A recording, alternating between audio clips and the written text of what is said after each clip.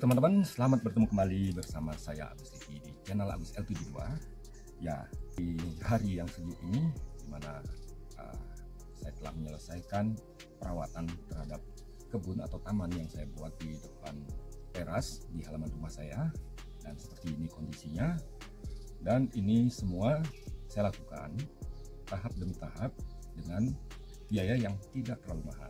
Ya, karena kita mengerjakannya sendiri.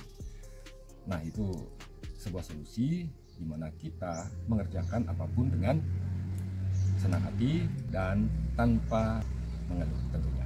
Nah, seperti contohnya untuk membuat sebuah bonsai, saya menggunakan peralatan apa adanya.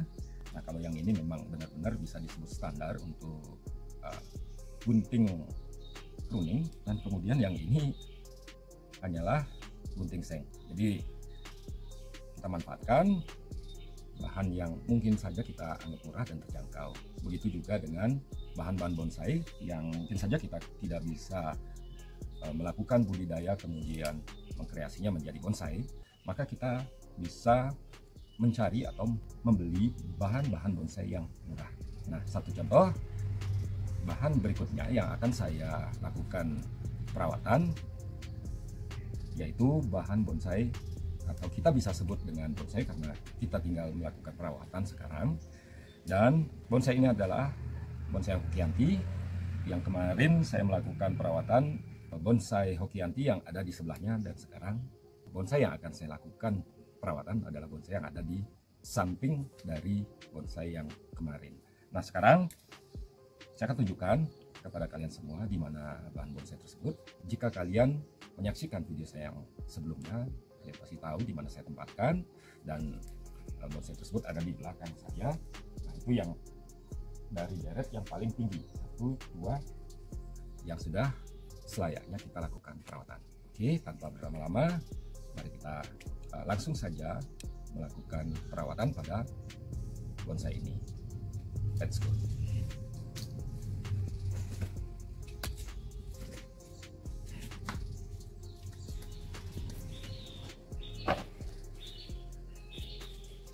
Nah teman-teman, inilah bonsai Hokianti yang akan saya lakukan perapihan. Ya, seperti kalian bisa lihat sendiri kondisinya, ini sudah tidak ada bentuk bonsai lagi. Yang sebenarnya ini sudah saya konsep dan sudah terbentuk dengan baik.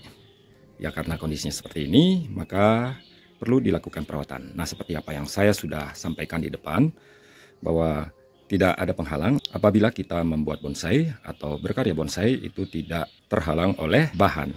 Ya, jadi bahan ini sebenarnya bahan yang tergolong sangat murah. Ya, tentu saja bahan murah itu tidaklah representatif atau tidaklah sempurna untuk sebuah bonsai yang ditarget atau diprogram bonsai tarung. Jadi ini sebagai pembelajaran buat kita yang masih belajar membuat bonsai yang kita karya sendiri.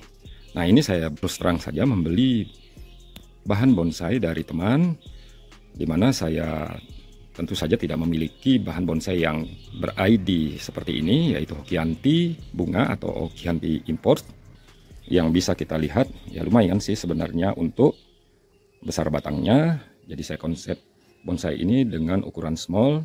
Saya lupa ya, antara saya membeli dua bahan 130.000 atau satu buah 130.000. Ya, yang jelas ini di bawah standar karena bahan bonsainya ya apa adanya.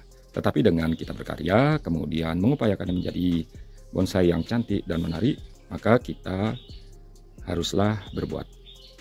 Untuk itu saya akan lanjut merapikan bonsai Hokianti ini.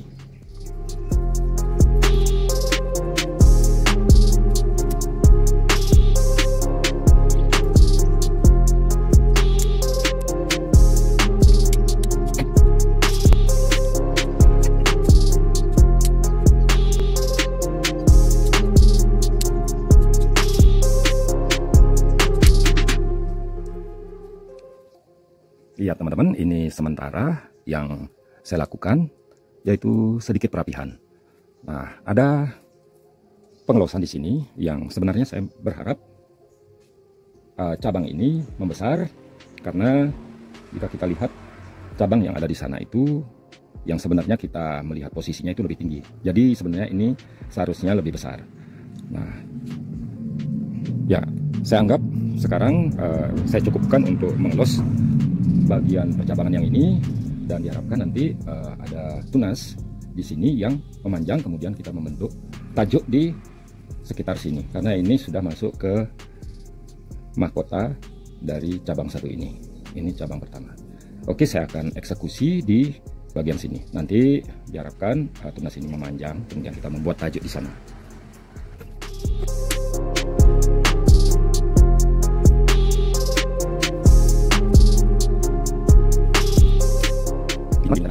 Karena tadi saya memotong tunas-tunas yang panjang, jadi sekarang giliran kita merapikan dan kemudian mengurangi daun-daunnya yang termasuk lebar-lebar untuk memungkinkan percabangan yang baru atau tunas-tunas yang baru itu tumbuh dengan leluasa, dan kemudian daun-daun yang ditumbuhkan itu semakin lama semakin mengecil.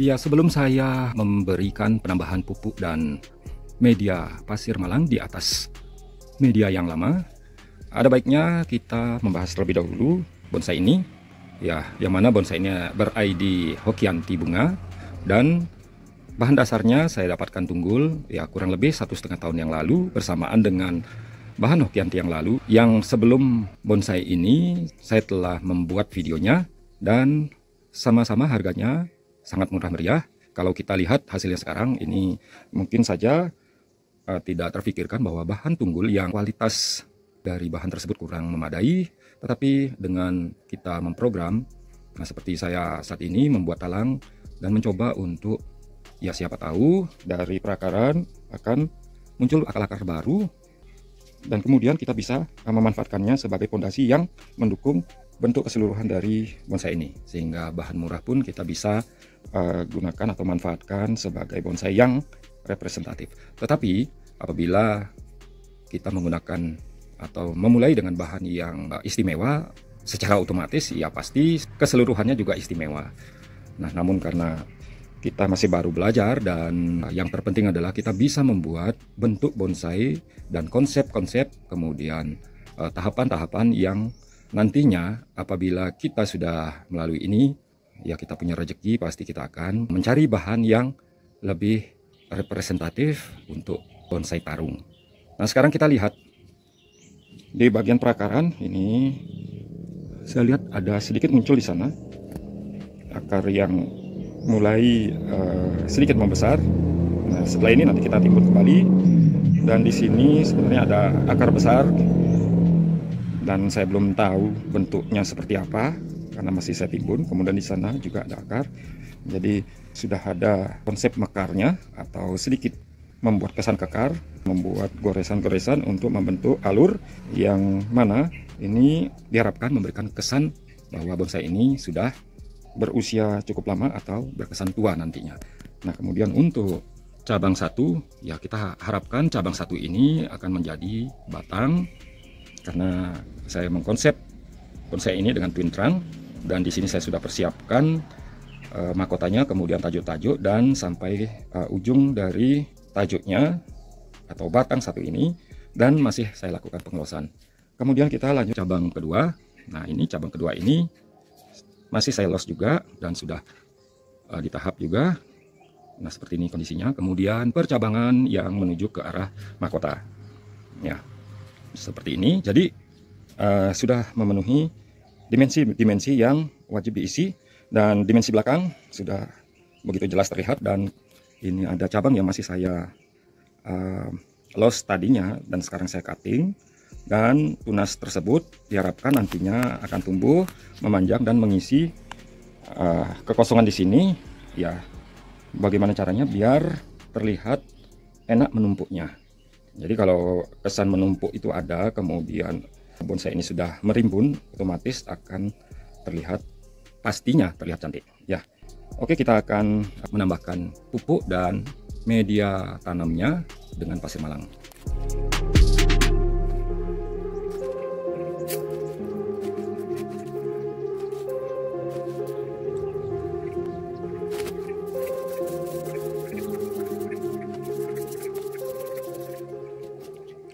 Ya baiklah teman-teman, saya sudah menambahkan pupuk dan menambah juga media tanamnya. Sekarang kita melihat secara memutar bonsai ini. Kita mulai dari tampak depan, kita putar searah jarum jam. Ini tampak depannya, kemudian kita putar ke arah kanan atau searah jarum jam. Nah ini sisi kiri dari bonsai atau sudut pandang kita, yaitu di kanan. Nah, seperti ini kondisinya. Kemudian kita masuk ke tampak belakang. Nah di sini masih ada kelemahan.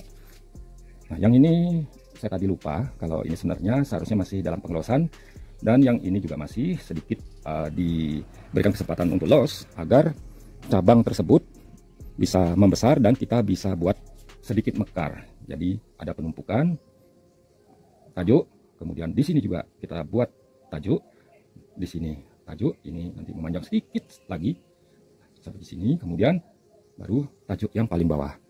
Nah seperti ini kondisi di belakang. Kemudian ya ini sisi kanan dari bonsai atau kiri dari sudut pandang kita.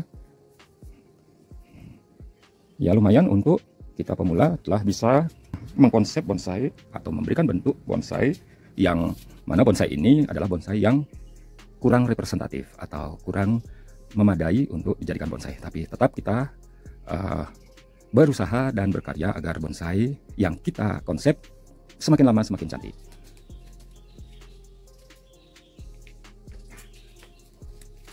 Teman-teman dan sahabat-sahabat semua, saya telah menempatkan kembali bonsai ini di posisinya di mana saya tempatkan. Dan seperti ini yang bisa kita lihat. Nah teman-teman dan sahabat-sahabat semua, demikianlah video saya hari ini. Ya tetap saya memberikan motivasi kepada kalian semua.